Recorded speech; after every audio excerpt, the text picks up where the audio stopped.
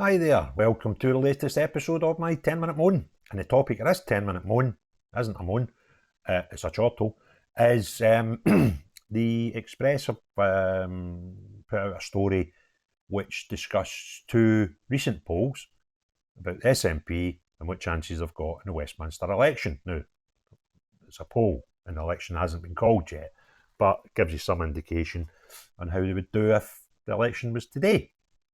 And it's cracking, right? Now, before I start, if you want to support the channel, you can become a member, or you can subscribe, that's free, or you can just give us a thumbs up when you see a video, and it would help spread the videos further afield. So, please do so. So the headline is, Humiliation for new SNP leader John Swinney as shock poll reveals honeymoon is already over. John Swinney took over as SNP leader on Monday, but he is already fighting fires to stop an electoral collapse for the Nats at the next general election. John Swinney has been mocked for enjoying the shortest honeymoon in political history. The new SNP leader only took over the party leadership Monday, but already two new damning polls have already rocked the SNP and Mr Swinney's leadership. The latest polls show Mr Swinney's win in the contest to succeed Humza Yousaf has done little to stem the hemorrhaging of SNP support.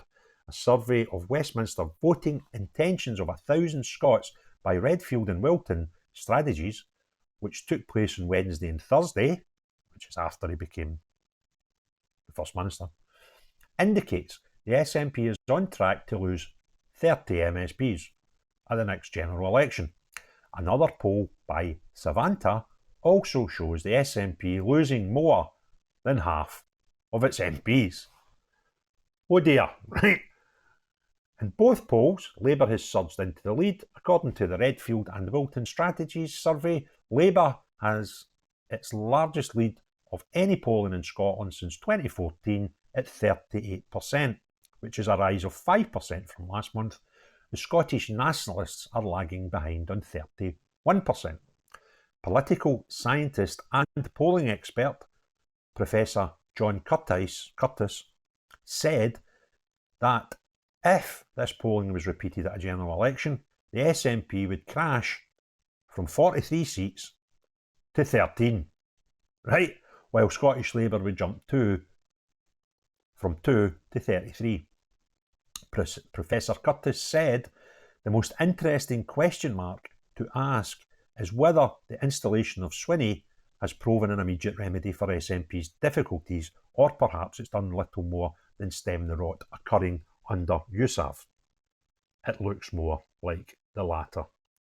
Scottish Tory Chairman Craig Hoy, voters know John Swinney just spells more of the same recycled cabinet, the failing policies of Sturgeon and Yousaf eras, which is why this appears to be the shortest honeymoon in political history.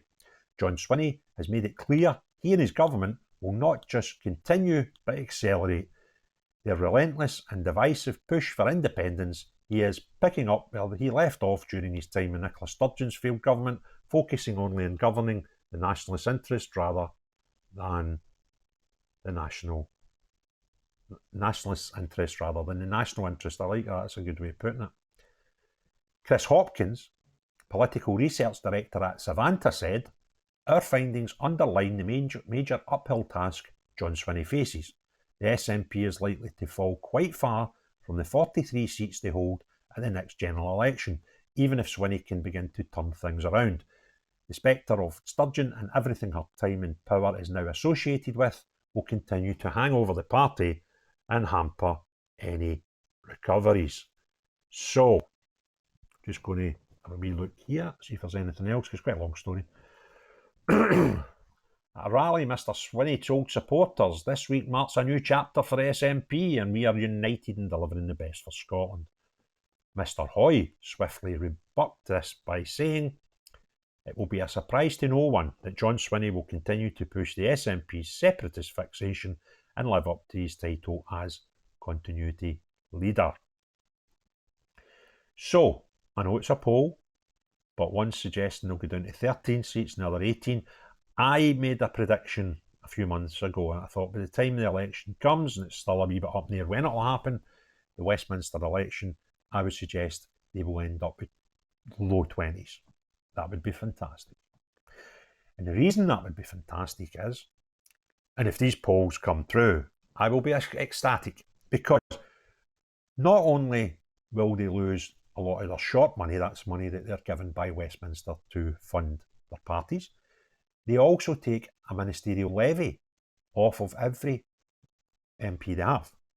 And if that's decimated, so do both those incomes. Now, this is a party that's already teetering on bankruptcy. They've lost money over the last 2 years and they don't have any in the bank. We know that because if they had money in the bank, we wouldn't have had any branch for them. Investigation looking at where did the £660,000 go to. If they had money, they wouldn't have needed a crisis loan off Peter Morrell when they did a couple of years ago. We've seen their books for the last 2 years and they are still hemorrhaging money. It costs a lot of money to campaign elections. Okay, so that's why I'm so keen that we have 2 elections quite close to each other. We could have one any day now up until probably the turn of the year. For Westminster, that's got to happen. And then if nothing else happened in between, we would have a Holyrood election in 2026. I would love to see the Holyrood one brought forward, because I believe it would bankrupt them if they had similar results in both. And that is what I aim to do. That's what I will be campaigning for. That's what I'll be taking to the streets with as soon as either and both of these elections are called.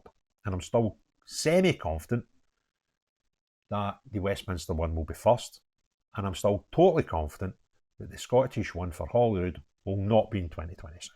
Because I genuinely can't see any set of circumstances that would see this government get through to 2026 without having vote of no confidence or fail to get a budget through. Because a lot of people don't realise this. The Scottish government can run in a minority as long as they get a budget accepted by the rest of Parliament. So forgetting that they might want to change laws and change this and do this, whatever, and they might get failure, or they might need to buy friendship with maybe the Greens to get some legislation they want passed. Regardless of that, even if they stumbled up until the turn of the year, when they start putting their budget plans in place, if they do not get a budget accepted by the rest of Parliament, the action is we have an automatic election. So no doubt they'll get their, begging bowl out asking for the Greens what they want in a budget to try and get their vote. But the Greens seem a bit peeved off, not only with Humza tossing them out of government, but Kate Forbes becoming the Deputy First Minister. They didn't like that at all. What's his name again? Greer. That's terrible. What's his first name? Ross Greer. He had a right wee whinge about that and how he couldn't possibly vote for this woman because he thinks she's homophobic in some way. She's just a Christian, right? Doesn't hate anybody. Just maybe doesn't agree with some things. That doesn't mean you hate them. Which got his knickers in a twist. Harvey, he was up in arms. He was suggesting that you'd have thought they'd have put Hitler on their cabinet about how far right wing he thinks Forbes is. These people are insane. So they don't seem to be too happy with the Scottish government just now. And, if things went against them over the next weeks or months and they decided, nah, we don't quite like this government, and they voted for a vote of no confidence where they voted in favour of the government in the previous one, we could see a election. Or if they fail to get our budget through. And because of all these things, I just can't see how they would possibly be able to get 2 years out of this minority government. So we live in hope. And this is great news. These polls, fantastic, between 13 and 18 seats. As I say, I'll still stick by my wish and my guess from a few months ago where I've suggested a good result would be getting SNP to the low 20s. That would be fantastic. If it's lower than that, I think I'll have a wee drink that night.